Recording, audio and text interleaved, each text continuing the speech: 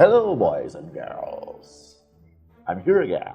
Eu sou o professor Fefo, Fernando, do Colégio Kelvin, e hoje nós vamos falar sobre esta obra magnífica de Machado de Assis, chamada Quincas Borba, talvez o livro dele que mais se aproxime do espírito do realismo. Caso você não tenha visto as outras aulas sobre os outros livros, acesse o link aí e dê uma olhada. As poesias de Gregório de Matos, Guerra e nessa obra fantástica que é o Cortiço. Não deixe de vê-las, ok?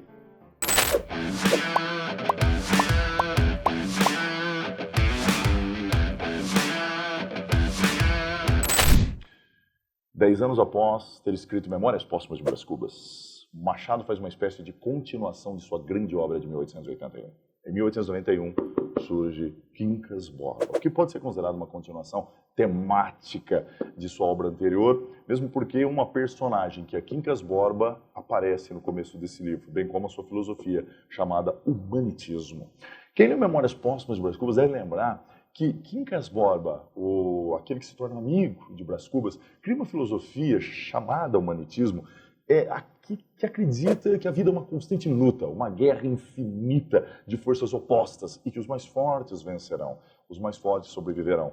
Isso está resumido naquela famosa frase da historinha que ele conta para o Rubião, nesse livro em questão: ao vencedor as batatas. A tribo que for mais forte poderá comer as batatas. Os mais fracos morrerão, porque neste mundo terrível não há lugar para os mais fracos.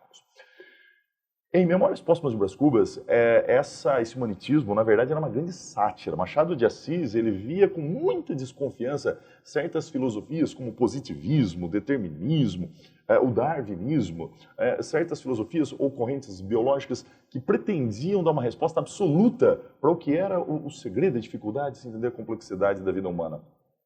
Machado faz o quê, então? Satiriza os exageros da ciência e da filosofia. Isso em Memórias Póstumas de Brás Cubas. Já neste livro aqui, tome cuidado, porque a ideia da sátira ao humanitismo não é tão marcante assim. O humanitismo nesse livro é tratado muito mais de maneira ensaística, ou seja, analítica. Machado, o narrador machadiano, passa a observar essa ideia de Quincas Borba como um elemento que realmente parece reger a vida humana. Enquanto alguns nasceram para rir, para ser felizes, outros nasceram para chorar, outros nasceram para perder. Fique atento nisso nesse livro. Há personagens que vão ser vitoriosos porque inteligentes, há outros que ou têm um azar ou não sabem lutar. É o caso, por exemplo, do próprio Rubião, este professorzinho que foi enfermeiro de Quincas Borba lá em Barbacena, muda-se para o Rio de Janeiro agora capitalista, investidor com toda a herança que ele recebe de Quincas Borba, mas não terá capacidade para manter a sua fortuna, perdê-la toda e enlouquecerá. Fique também esperto em uma personagem chamada Tonica, uma mulher de 39 anos de idade que não se casou até então, e para a mulher daquela época era uma desgraça essa situação, não ter se casado aos 39 anos. Quando ela vê o Rubião chegar ao Rio de Janeiro, milionário, é a grande chance dela: agora me casarei, finalmente me casarei. E ela joga todas as esperanças em cima de Rubião. Infelizmente, ela vai perceber, esperta que Rubião está absolutamente interessado em Sofia, esposa de Cristiano Palha, agora o seu sócio. Tonica chora desesperada, parece não haver chance para essa mulher. No livro, essa pobre, infeliz senhora vai arranjar um noivo, um sujeito que é pai de crianças tuberculosas, e na véspera do casamento ele morre. Há pessoas que não nasceram para ser felizes. E o próprio narrador machadiano faz um comentário muito interessante sobre isso. A vida é assim, uns nasceram para rir, outros para chorar. E se todos fossem felizes, talvez a vida não tivesse graça. Se todos fossem tristes, seria muito tedioso. Mas a vida tem um verdadeiro equilíbrio entre alegria e tristeza. É um comentário um tanto quanto filosófico e resignado acerca do que é a vida humana. Então, esse humanitismo parece ser o grande eixo dentro dessa obra. Fiquem atentos e muito atentos a isso. Tá?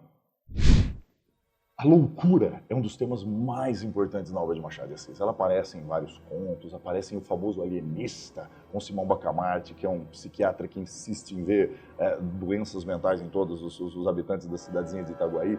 Aparece em Memórias Póstumas, aparece em Quincas Borba. Isso faz parte do grande ceticismo, da visão pessimista machadiana, de homens que lutam tanto na vida, lutam, trabalham, se esforçam e chegam a um certo momento da vida que perdem completamente o juízo. A loucura parece ser realmente um triste, horrível prêmio para nós, seres humanos.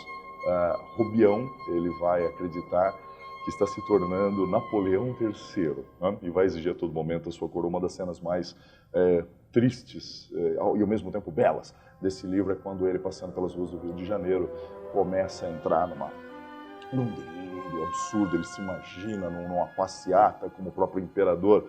E aí todas as crianças e vagabundos e maltrapilhos percebem que é um louco que está passando por ali e vão atrás dele, fazendo uma verdadeira procissão de enlouquecidos atrás deste homem louco que é Rubião, que acredita ser um imperador.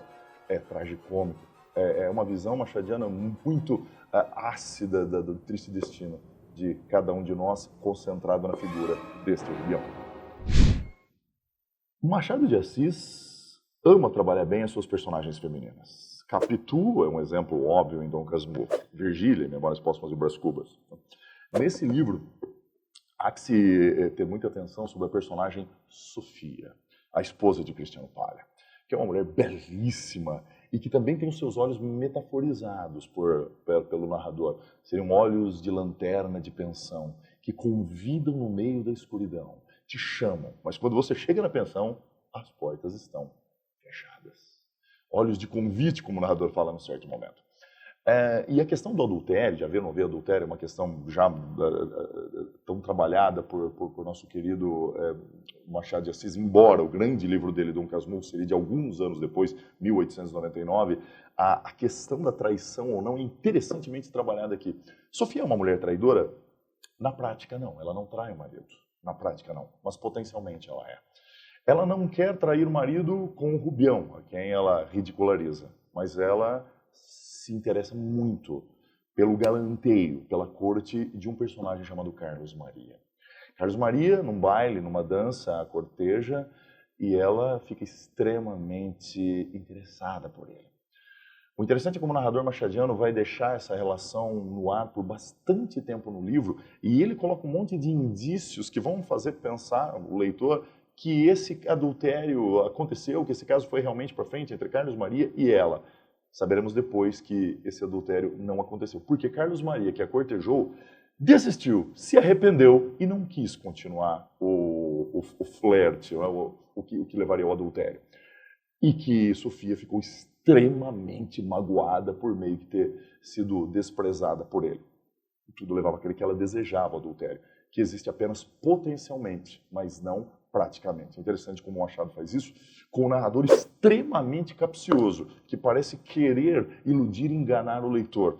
Parece que o narrador machadiano ele tenta justamente brincar com a nossa maldade, com a nossa malícia, para depois jogar tudo em nossa cara e mostrar como nós, próprios os leitores, somos tão maledicentes. Leiam Quincas Borba. Leiam Quincas Borba.